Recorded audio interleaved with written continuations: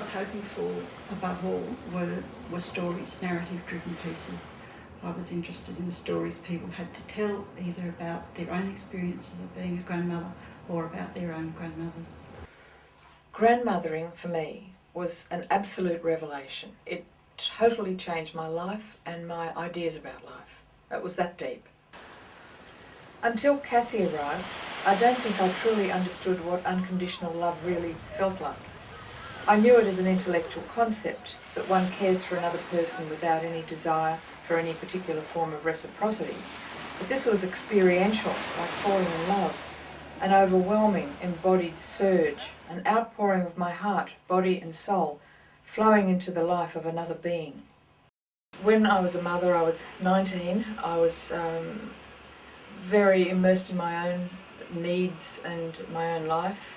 I guess there was a part of me that resented being a mother at 19, so that I was somewhat grudging, I think, in my relationship with my daughter. And there was always this hurry up business. We always had to rush from one thing to the next. Hurry up, put those on, come on, hurry up. And I don't know to this very day what we were hurrying up for, but everything was fast. Whereas now, with the little ones, I really enjoy taking the time, especially when they were very small. As she grew older and could toddle, I'd sit with her at the beach down the street, watching her turn shells over, or examine sand and seaweed, or simply studying grass. Noticing the angled shape of the blades and the tiny hairs on one side was deeply satisfying for both of us. Her discovery of the world brought a fresh vividness to every experience. Being a grandmother was an enormous surprise because it was much more joy than I anticipated. It's having this young energy around you, and it's being able to play again. For me, it's been a huge blessing in my life.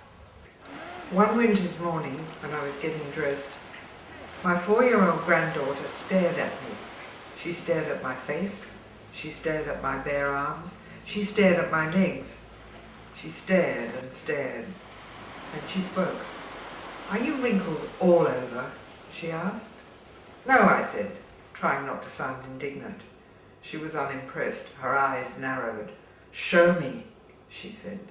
I think grandmothers now have a much more hands-on relationship with their grandchildren. It's changed hugely, and I can see it all around me. And when you see grandparents often looking after their children, and sometimes actually taking the role of a surrogate parent when marriages break up, or when a daughter becomes sick or son becomes sick. Now grandparents have legal recognition and they have the right to access to their grandchildren, and that, I think, illustrates the kinds of changes that have happened. I think they're terrific changes and very much for the better.